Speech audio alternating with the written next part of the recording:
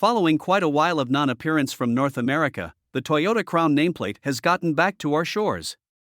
Despite the fact that it's a substitution for the ended Avalon, this is no customary car. All things being equal, the 2023 Crown rides the line among vehicle and SUV, maybe with the aim to expand its enticement for customers outside the contracting standard size. Car fragment. One way or the other, the Crown's blend of high driving position and 3-box styling taps a specialty cleared by raised cars of days of old like the Subaru Heritage SUS and the raised cars of days of old like the Subaru Heritage SUS and the Volvo S60 Crosscountry. Albeit a module half and an EV variation were both supposed, the 2023 Crown dispatches with a couple of regular cross-breed powertrains. The passage-level plan is a recognizable one, matching a 2.5-liter 4-chamber with 3 electric engines and a consistently factor-programmed transmission, CVT. The most costly Platinum model gets a restrictive mixture max powertrain that sees a turbocharged 2.4-liter 4-chamber and an electric engine on the back hub join for 340 torque. The Crown's particular look and weirdo body style are supplemented by an open lodge furnished with premium highlights. Toyota is outfitting all Crown models with a liberal. The Crown will be another expansion to Toyota's US setup.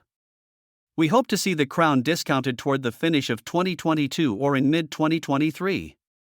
Each of the 3 of the Crown's trim levels give a more extravagant situated insight than other 4 entryway contributions from Toyota.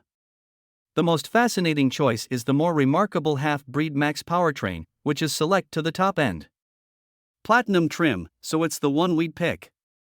All Crown models have a half-breed powertrain, yet just the top-spec Platinum model gets Toyota's new Mixture Max arrangement, which coordinates a turbocharged 2.4-liter 4-chamber with an electric engine on the back pivot for a consolidated 340 strength.